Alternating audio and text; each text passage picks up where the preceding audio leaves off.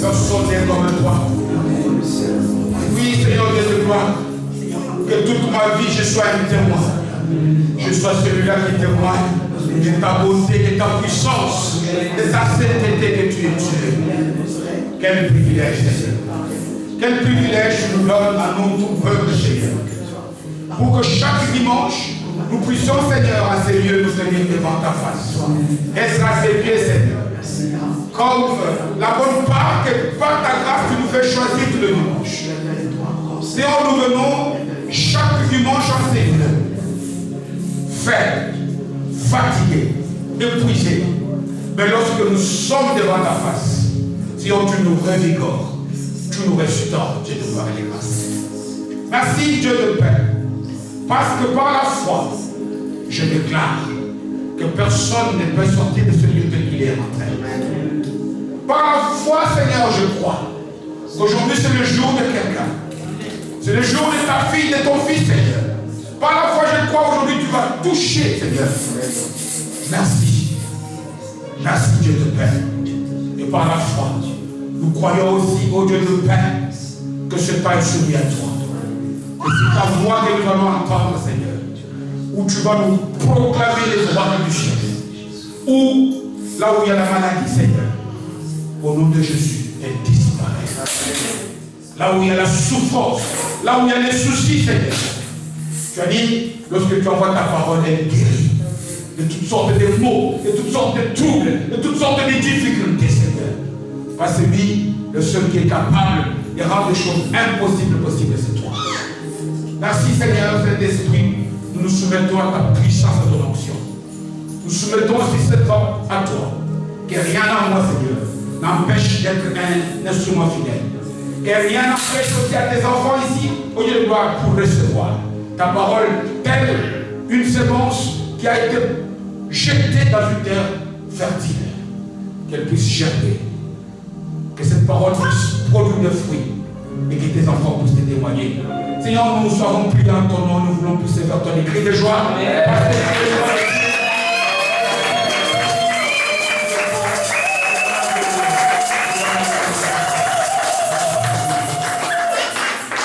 Amen, amen. Il y a la choriste là qui chante très bien. Que Dieu te bénisse. C'est ta voix et les cris que toi tu as poussé qui ont été le plus entendus. Amen. Vraiment, nous bénissons le Seigneur et une fois de plus encore, bonjour à nous tous et bienvenue à la présence de notre Seigneur et Sauveur Jésus-Christ. Amen. Aujourd'hui, je l'ai dit, c'est le jour de quelqu'un. Parce qu'effectivement, aujourd'hui, le Saint-Esprit m'a mis à cœur de donner comme thème à notre message l'onction de Béthanie ou les secrets pour obtenir sa bénédiction. L'onction de Béthanie. Allons voir c'est quoi l'onction de Béthanie. Et dans cette onction-là de Béthanie, Dieu a caché des secrets immenses pour que la bénédiction que toi tu attends de sa part puisse devenir aujourd'hui une réalité. Vous savez, quand Dieu bénit Adam et Ève, dans le livre de la Genèse, je crois Genèse chapitre 1er, verset 26 ou 27e. Il dit quoi? Il dit soyez féconds. Soyez féconds et puis dit quoi? Multipliez-vous, remplissez la terre, dominez la terre, assustez la terre. N'est-ce pas? Il n'a pas donné Caïn, il n'a pas donné Abel. Dieu a parlé. Amen. Mais de cette parole, Adam et Ève ont eu Caïn, ils ont eu Abel. C'est la même chose dans toutes les bénédictions de Dieu. Lorsque Dieu te dit, tu seras la tête et non la queue. Dieu a parlé. Mais pour que tu deviennes la tête, puisses être élevé. Il dit, tu seras en haut et non en bas. Il y a des actes, il y a des gestes que toi tu dois poser. Amen. Pour que toi, la bénédiction que Dieu a prononcée par des paroles, elle devienne une réalité que tu parles. Il y a des choses que moi et toi nous devons faire. Lorsque Dieu dit, tu vas prêter et non emprunter, c'est-à-dire que tu auras beaucoup de bien, tu seras béni abondamment. Dieu a parlé. Mais il ne suffit pas de dormir. Il ne suffit pas tout simplement de prier et de jeûner. Il y a des gestes. Ces gestes-là qu'on appelle d'une manière spirituelle des gestes de foi. Que chacun d'entre nous ici va poser pour que ce que Dieu a déclaré par sa parole puisse devenir une chose physique. Amen. Dieu est esprit.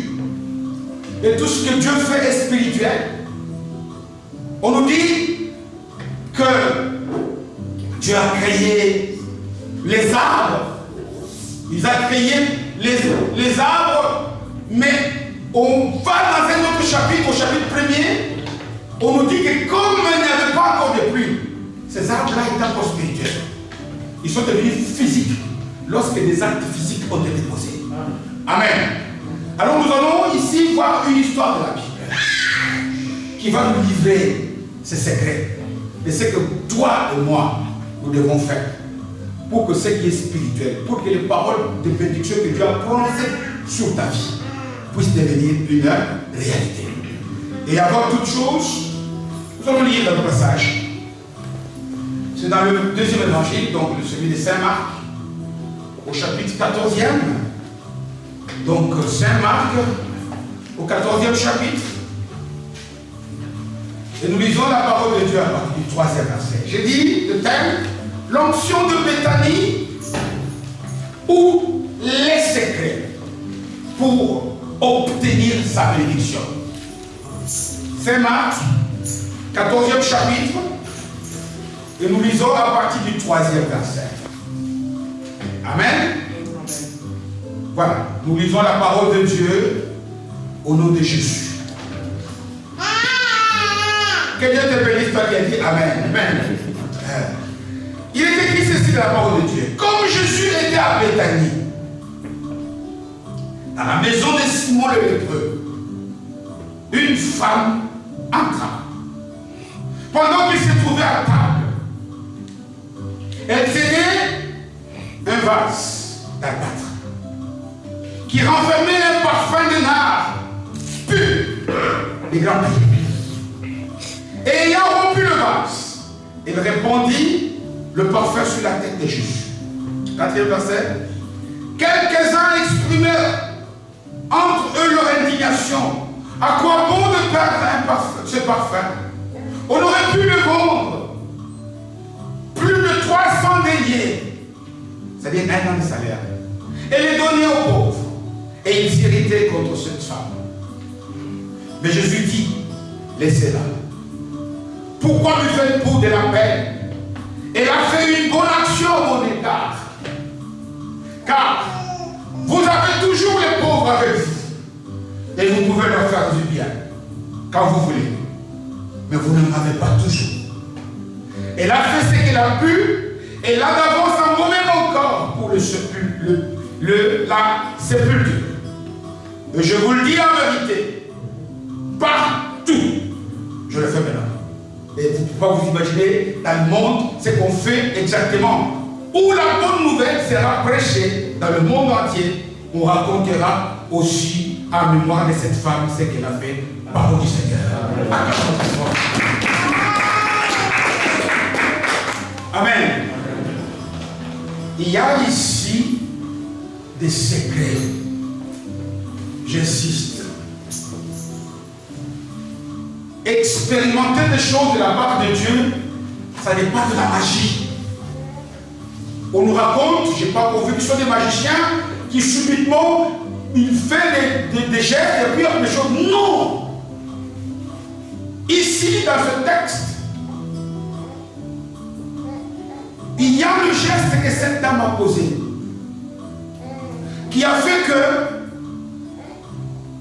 elle a posé un acte qui est resté un mémorial. C'est-à-dire, c'est qu'on doit, parce que Jésus dit au verset 9, je vous le dis en vérité, chaque fois qu'on prêchera, les dimanches, en semaine, on prêchera de cette femme. Et la preuve, vous le faites maintenant. Amen. Pourquoi? Qu'est-ce qui est contenu dans le geste de cette femme qui fait que elle est devenue une star parmi les stars de la Bible? Quelle est la signification spirituelle de ce geste? Vous savez, Jésus, avant de partir, il y a 2 semaines, on a fêté la Pâque, n'est-ce pas? Il a laissé 2 choses, 2 actes qu'il nous a dit de célébrer.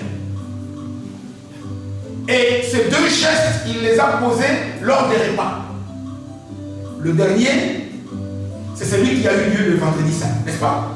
On dit que Jésus, à table, il mange le dernier repas avant son arrestation, et c'est là qu'il a dit, qu'il a instauré la Sainte Seine, et il a dit, faites ceci en mémoire de moi. Il nous a recommandé de toujours, tant qu'il n'est pas encore revenu, si nous sommes avant de Dieu, nous devons toujours célébrer la Sainte Seine. Ça, c'est le dernier repas. Et cette scène avec cette femme, on l'appelle le second repas. Pourquoi? Parce que Jésus nous a laissé aussi quelque chose qu'on doit célébrer éternellement, jusqu'à ce qu'il va revenir. C'est quoi? Il dit partout, vous prédicateurs, prêchez toujours. Pourquoi? Parce qu'il y a des secrets dans ce geste prophétique que cette dame vient de poser. Si toi aussi tu fais la même chose, tu verras la gloire de Dieu. Amen. Nous allons parler donc, je vais y aller tout doucement, parce que je sais l'importance que qu'a ce message. Parce que je sais que toi aussi, tu es peut-être près du découragement. Oh Dieu, j'ai attendu. Vous savez, parfois, les longues attentes ne sont pas du fait de Dieu. Parfois, c'est nous, parfois parce que nous ne posons pas des gestes parfois que Dieu attend de nous, qui fait que parfois des choses, quand Habakkuk dit, si la prophétie tarde grave, elle ne tarde pas de la part de Dieu, elle tarde de la part de l'autre. Amen. S'il y a quelqu'un qui me tend à manger, allez tiens, tant que je ne suis pas venu pour recevoir à manger, je crèverai faim. Jésus a déjà tout accompli. Il y a ici une signification de secret que nous devons chercher à comprendre dans ce texte. Dans ce geste que cette dame vient de poser, qu'elle est devenue célèbre, que nous devons célébrer sa situation éternellement, que nous devons nous aussi répéter chaque fois que la bonne nouvelle est annoncée, essayer de répéter chacun selon sa vie le même geste. Amen. Alors nous allons d'abord commencer pour y aller doucement par planter le décor, c'est-à-dire expliquer le contexte. Quand est-ce que cette histoire a lieu? Et puis nous allons chercher à comprendre la signification de ce geste. Ce vase que cette dame brise. On ne dit même pas. Vous savez, quand tu as un flacon de parfum et que tu veux donner à quelqu'un, tu ne vas pas briser. Tu vas ouvrir le flacon. Tu pompes quelques gouttelettes. Si ton parfum coûte très cher, tu as peur. Tu mets pouf, tu dis ça va comme ça. Mais ici, la femme n'a pas ouvert le capuchon. Elle a brisé. Elle a commis un acte entier. Elle a fait quelque chose. Elle a voulu totalement manifester quelque chose. Et nous allons chercher à comprendre ce geste de la femme. Et puis comprendre pourquoi ce geste a touché comme ça le Seigneur. Pourquoi Jésus, alors qu'on lui a fait des tas de choses, ici, il est capable de réagir d'une manière que nous devons continuellement célébrer cet acte. Et puis nous allons aussi parler des leçons pour nos vies et des réactions qu'ont eu les gens qui étaient avec eux. Amen.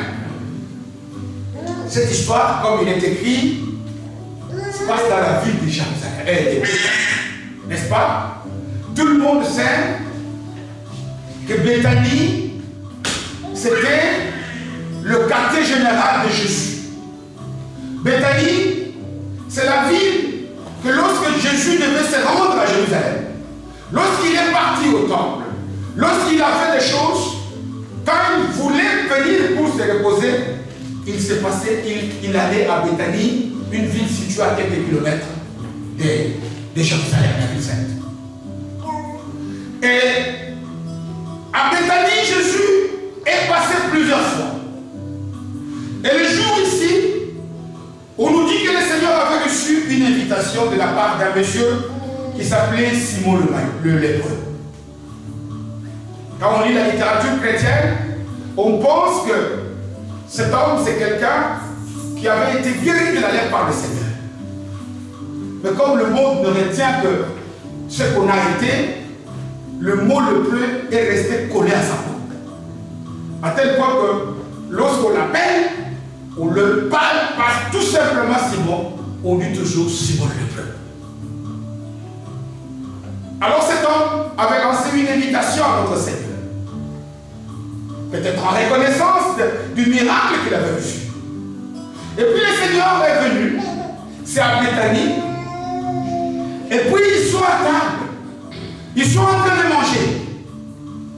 Mais là le texte nous dit que pendant qu'ils mangent, il y a une dame qui fait irruption, qui rentre.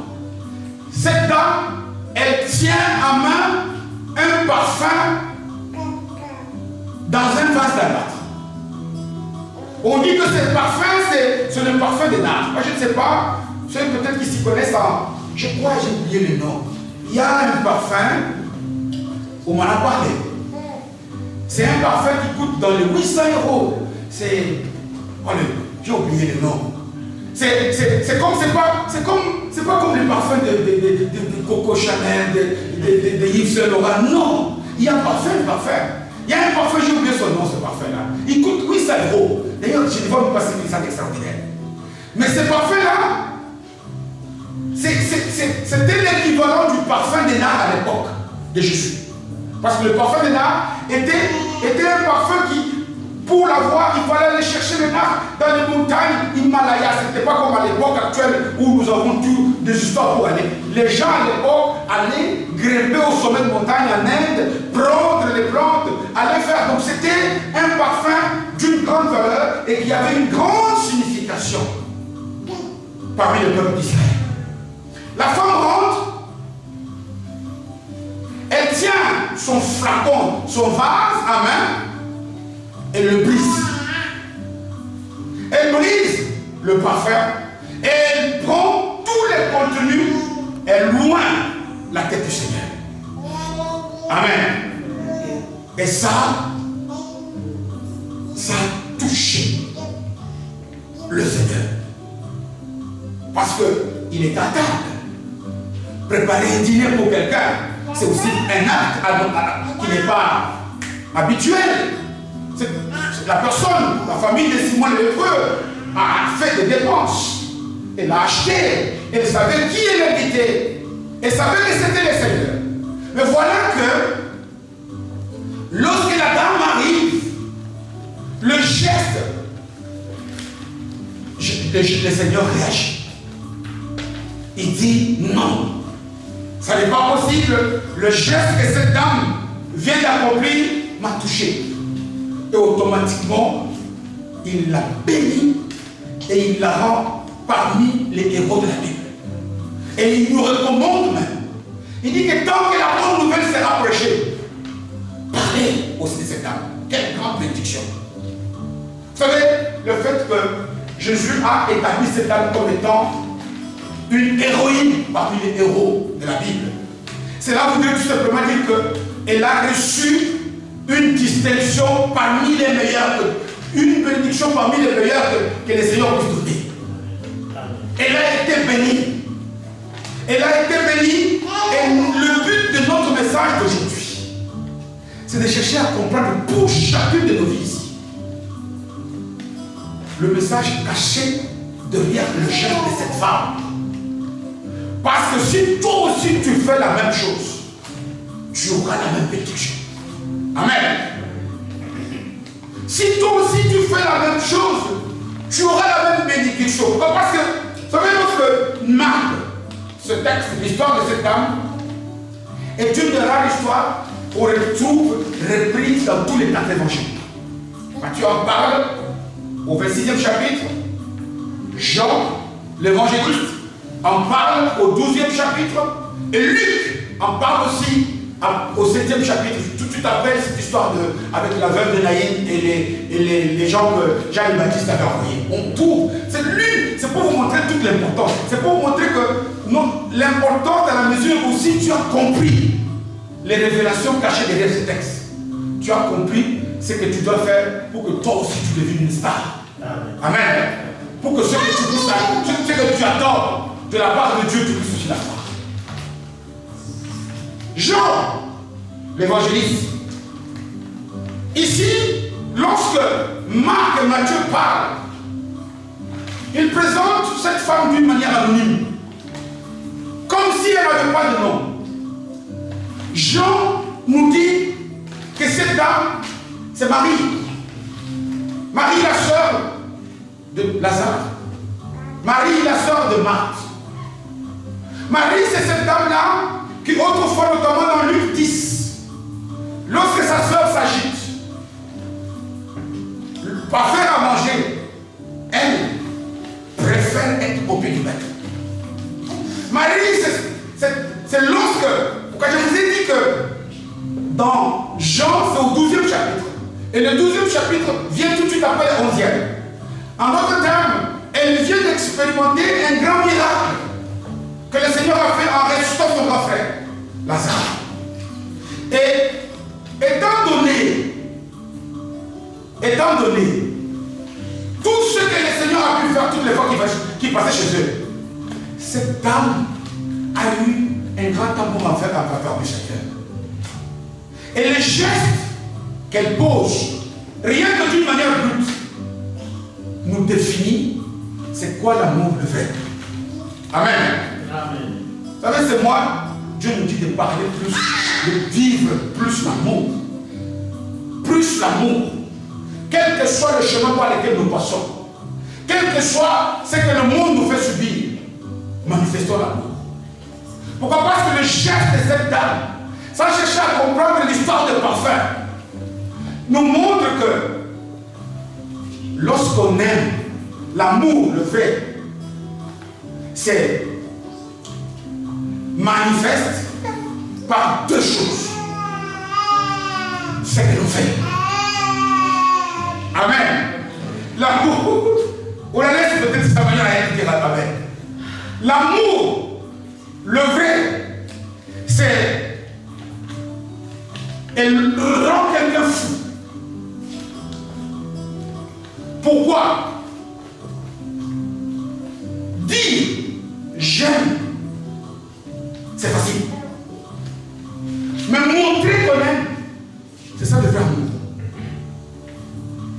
Montrer comment on peut beaucoup de choses de la part des gens en faveur des autres.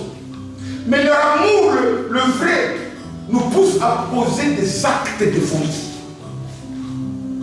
Si tu dis que tu aimes quelqu'un, tu dois le manifester par des actes, pas n'importe quel acte, les actes de folie. Amen. La plupart d'entre nous, si on dit on aime, on dit même Jésus. Qu'est-ce que tu fais d'extraordinaire? Vous savez, le fait de venir au culte, il y a tout le monde, bien aimé. Au dimanche, pendant les églises, il y a des chrétiens et des non-chrétiens. Il y a des gens qui aiment Jésus et il y a aussi des gens. L'amour, le vrai, rend fou. Et il nous pousse à commettre des actes déraisonnables. Il nous pousse. Regardez quand une personne, surtout parmi les jeunes, aime une jeune fille. Ils peuvent se parler 40 fois par jour. Ils trouvent que ce n'est pas assez. C'est vrai ou c'est pas vrai? Ils se parlent, ils viennent de se parler maintenant. Ils étaient ensemble. Ils se séparent encore. Surtout maintenant que le monde a la chose facile. Il est les G7 dans les G5. Oh, mais il peut faire encore 2 heures. Vous téléphonez, le téléphone de ce genre-là est toujours occupé. Pourquoi? Parce que l'amour rend fou. Tu dis que tu aimes Dieu. Quelle folie on peut voir de toi par rapport à Dieu. Aimer Dieu, c'est commettre des gestes, faire des choses déraisonnables, des choses qui sortent de l'extraordinaire par rapport à Dieu. Regardez cette dame. Elle a son parfum. C'est un parfum dont on dit, lorsqu'on voit la réaction des autres. Jean d'ailleurs aussi explicite, il dit que la femme s'appelle Marie, la sœur de Lazare, la sœur de Marthe. Mais Jean dit aussi que les gens qui ont mal agi, qui étaient à côté, ce sont les disciples qui étaient là. D'ailleurs, Judas était là. C'est Judas même qui dira, mais si on l'avait vendu, on aurait eu beaucoup d'argent. Et Jean ajoute qu'il ne disait pas ce qu'il voulait. C'était un voleur, il voulait voler l'argent. C'est dans ces textes-là que tout le monde sait que Judas était voleur. C'est quand il parle de cette histoire de cette dame. Regardez que un parfum de grande valeur, un parfum pur et un parfum qu'elle donne en totalité. Tu veux toi aussi. Tu as ici la première leçon à tirer. Tu veux toi aussi voir, c'est réaliser ce que tu attends de la part de Jésus. Manifeste par ta vie que tu es fou de Jésus. Amen. Manifeste. Je ne sais pas comment le faire. Le geste de cette dame était de briser son parfum de nard. Quel est ton geste que toi tu fais? Quel est ton geste que toi tu fais qui traduit cet amour que les gens peuvent voir? Ici, bien aimé, je ne vous incite pas tout simplement à prendre les biens matériels pour venir mettre. Non. On peut mettre ici 1 million et on n'a pas donné à Jésus. Je parle d'un geste entier qui peut se manifester dans ta vie selon ce que tu possèdes. Pas nécessairement des bons manières. Ça peut être la manière dont tu pries. Ça peut être la manière dont tu agis. Ça peut être que lorsque les gens te voient, les gestes que toi tu fais, on dit que cette dame-là, ce frère-là, ça c'est un fou de Jésus. Nous devons en toutes circonstances manifester notre folie. Parce que l'amour rend fou. Et l'amour nous pousse à poser des actes. Quelqu'un qui aime quelqu'un sincèrement, cela se verra par ce que la personne fait, pas par rapport à ce que la personne dit. Ça, c'est la première chose. Non seulement l'amour, c'est fait par rapport aux gestes que nous posons qui sont des gestes de folie, mais l'amour, ce ne sont pas aussi des paroles. Parce que nulle part, on nous dit que cette dame a parlé. Elle n'a rien dit. Son silence a suffi pour transmettre le message. Aujourd'hui, l'amour se manifeste que par rapport aux poèmes, par rapport aux paroles. Les paroles sont trompeuses. Si nous suivons les paroles des gens, très souvent, on nous dit des choses pour nous flatter. Quelqu'un qui t'aime, il ne suffit pas qu'il parle. Il agit, tu vois qu'il t'aime.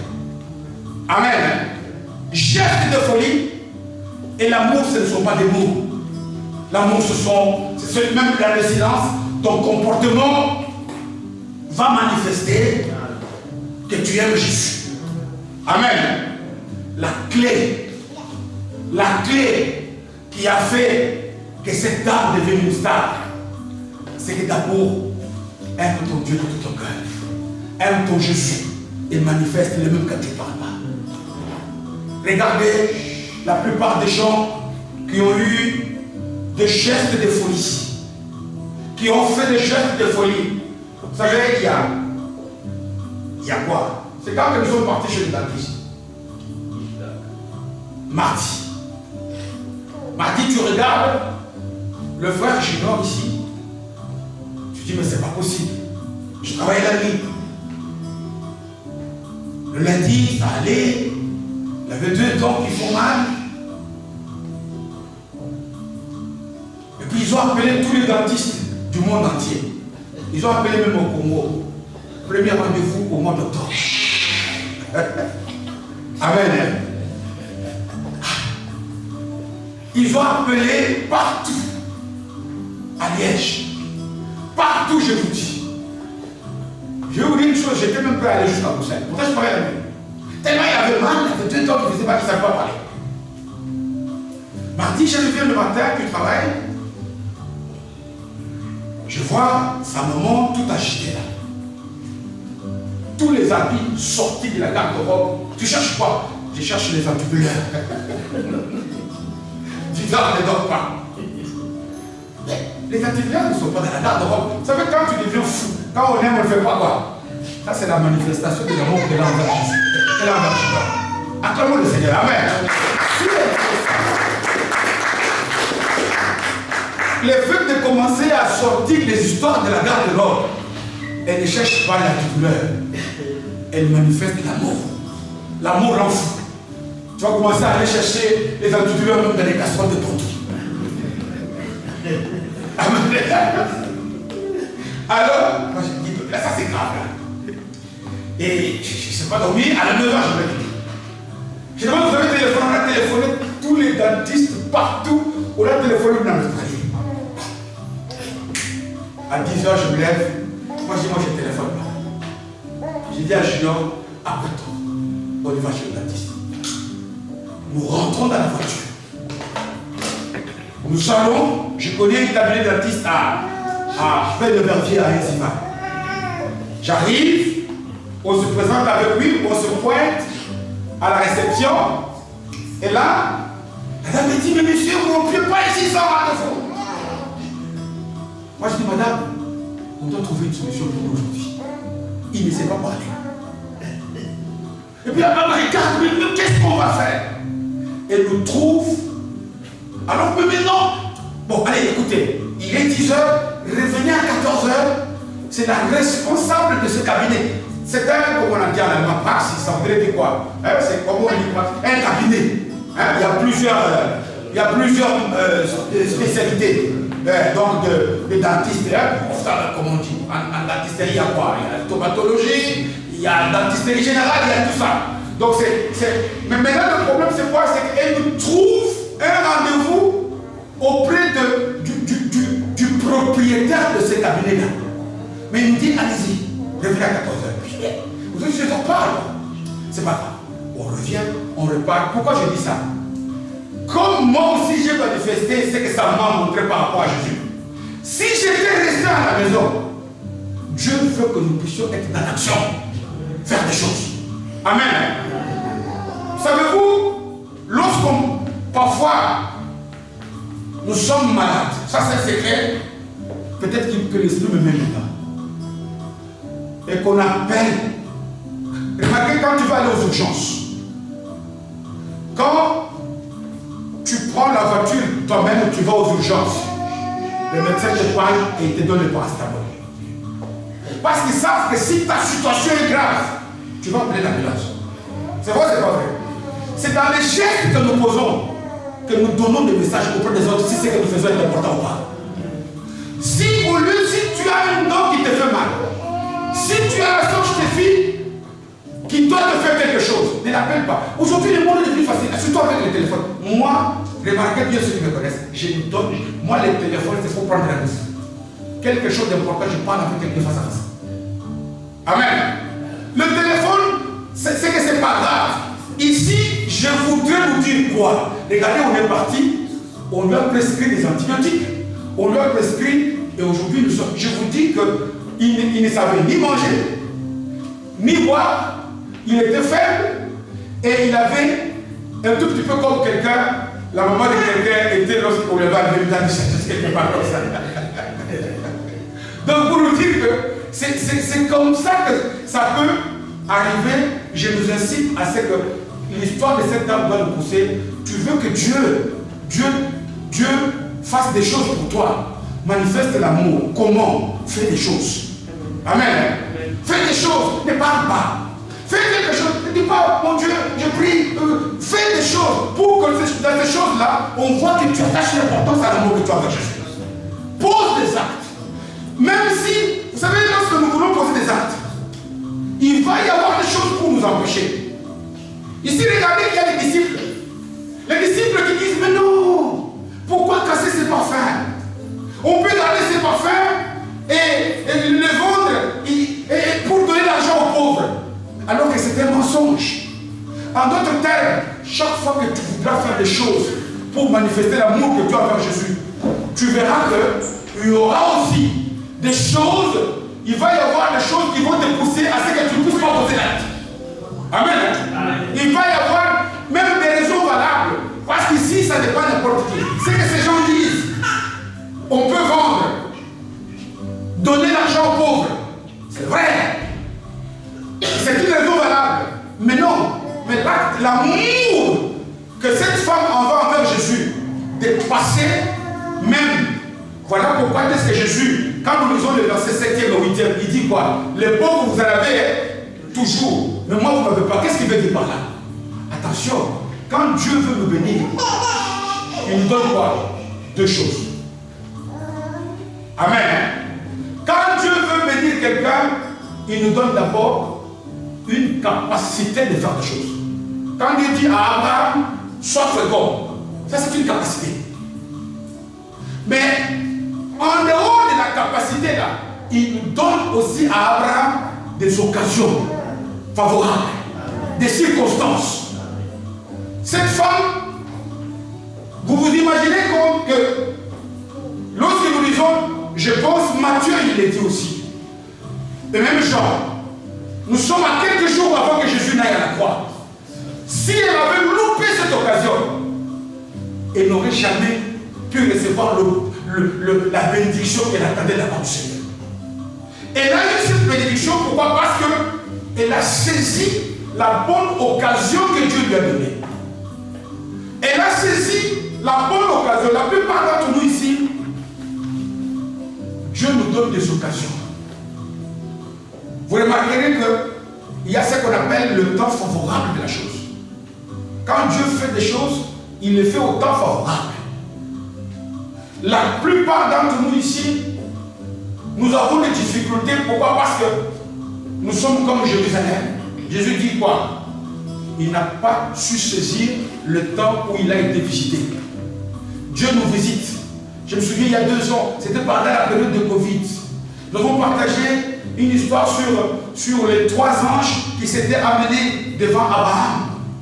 Ceux qui étaient là se souviennent encore. Le message est sur YouTube. On dit que l'Éternel est apparu à Abraham, mais Abraham a vu 3 hommes. Et Abraham, quand il a vu 3 hommes, il dit ça, c'est pas l'heure où 3 hommes peuvent passer. Ça, c'est une occasion. Ce sont les anges que Dieu a envoyés vers moi. On dit qu'il a tué des vaches, qu'il leur a donné à manger. C'est alors que ces gens-là, avant d'aller à Sodome, ils lui diront l'année prochaine, à la même période, tu vas avoir un fils. Amen. Parce qu'Abraham a su saisir la bonne occasion. Mais pourquoi est-ce qu'Abraham a saisi cette bonne occasion? Parce qu'Abraham s'est montré hospitalier. Ici, nous revenons à la parole que la parole de Dieu nous dit dans Hébreux 13, 2, où on nous dit, lorsque nous voulons que le ministère des anges puisse se manifester, soyons hospitaliers. Voilà pourquoi j'invite l'Église à être hospitalier. Être hospitalier, ça ne veut pas dire faire de sa maison une maison de tout le monde. Non, c'est avoir un bon cœur. Parfois, de bien recevoir les gens. Abraham a connu la manifestation. J'ai toujours dit que cet homme a attendu parce que cette visitation s'est en 9 ans. Et Abraham a reçu la promesse, il avait 75 ans. Donc il a attendu 24 ans. Tout simplement parce que toutes les occasions que Dieu lui avait données, il ne les avait pas saisies.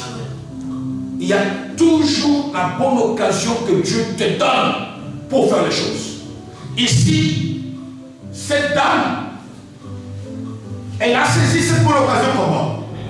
Pourquoi? Parce que cette dame, elle a vu le miracle que Jésus a opéré en faveur de son grand frère, Lazare. Et elle s'est dit, elle a appris que Jésus était dans la vie. Elle est allée pour exprimer son amour et sa gratitude envers Jésus. C'est alors que ça lui a fait que Dieu l'a béni. En d'autres termes, parce que tu vas me poser l'occasion de dire, pasteur, comment je peux reconnaître que ça c'est la bonne occasion? Mais la bonne occasion, c'est parce que lorsque dans ta vie tu te montres hospitalier, tu auras la bonne occasion un jour. Lorsque dans ta vie tu es reconnaissant, il y aura un acte de reconnaissance que tu poseras. Si tu poses sincèrement cet acte, ce que tu as fait pour Dieu. Ici, c'est la gratitude. Ici, c'est l'amour. Mais ici aussi, c'est lorsque nous sommes capables d'être à la place qu'il faut, au temps qu'il faut. Vous savez, ça c'est une histoire qui arrive très souvent dans nos assemblées, surtout nos assemblées africaines. Un jour, les gens sont au culte, ils prient, ils partagent, et puis tout d'un coup, c'est le modérateur qui dit, tu es la personne qui est à côté de toi. Dis-lui, parfois on le fait lorsque nous avons les petites questions, je ne sais pas, quel est ton problème? La dame se lève, elle regarde à gauche, elle voit la personne qui était à côté, il parle du problème, mais vous rendez compte que moi, j'ai mon problème depuis que j'ai envoyé mon dossier à telle adresse, jusqu'à présent, pour trouver du travail, jusqu'à présent, je n'ai pas encore de réponse. Mais c'est le problème. Toi, tu as envoyé chez NMC. Moi, je suis le chef de personne de NMC. Qu'est-ce que tu veux dire par là? À partir de parfois, il y a des choses, Dieu peut te pousser à poser. Parfois, même quand on nous dit, dis bonjour à celui qui est à côté de toi, parle.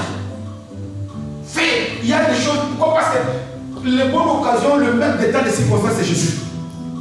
Quand est-ce qu'il le fait? C'est qu'il nous dit, non, nous soyons prêts, soyons attentifs.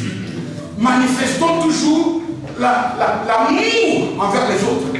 Parce que qui c'est la personne qui est à côté de toi? Chez qui tu manifestes l'amour? C'est peut-être cette personne-là qui est l'ange que Dieu a envoyé de toi. Amen. Regardez notre musicien. Je l'ai vu appeler son assistant, il est parti. Il est parti alors que Dieu lui a fait du bien pour la vie jusqu'à la fin du culte. Mais ça, c'est la jeunesse. Amen. Ça, c'est la jeunesse. Pourquoi? Parce que nous aimons Dieu, ou nous voulons manifester qu'on aime Dieu lorsque nous sommes en difficulté. Notre amour envers Dieu doit être en tout temps. Voilà pourquoi il nous veut être fidèle. Fidèle, c'est quelqu'un qui est constant. Tu sais, j'ai toujours expliqué, quand tu vas dans un super magasin, on te donne une carte de fidélité, c'est parce qu'on veut te fidéliser. On veut que tu reviennes toujours au même endroit. Tu tiennes ta parole, que moi je ferai mes courses dans tel magasin. C'est la fidélité. Aime Dieu quand les choses marchent bien. Aime aussi Dieu quand les choses semblent ne pas marcher. Et manifeste-le. Amen. Amen. Soyons reconnaissants envers Dieu. Et surtout, exerçons. Quand le dimanche, j'ai dit ici, être au bon endroit, au bon moment. C'est que le dimanche, nous ici, nous savons qu'à midi, on aura quoi? Culte. Tu ne dois pas être ailleurs. Et cherche toujours à être là où tu dois être en fonction du temps. Si le dimanche est l'heure du culte, ne cherche pas à faire autre chose. Si c'est l'heure de travailler, travaille. Voilà pourquoi la parole nous dit qu'il y a un temps pour quoi? Pour toutes choses. Au temps de la chose, fais la chose. Si nous sommes fidèles à ce genre de principe, un jour, nous aussi, c'est que nous allons offrir à Jésus, que ce soit notre temps, que ce soit nos biens, que ce soit nos prières, il va les considérer comme étant des vases d'agate que nous avons rompus. Et lorsqu'on va briser, Dieu fera de nous la tête et de la queue. Amen. Amen. Et j'insiste. Est-ce que tu aimes Jésus? Manifeste-le. Et aime-le en tout temps. Sois reconnaissant. Et manifeste-le. Sois toujours là où tu dois être. Au bon moment, tu verras la gloire de Dieu. Que Dieu bénisse sa parole.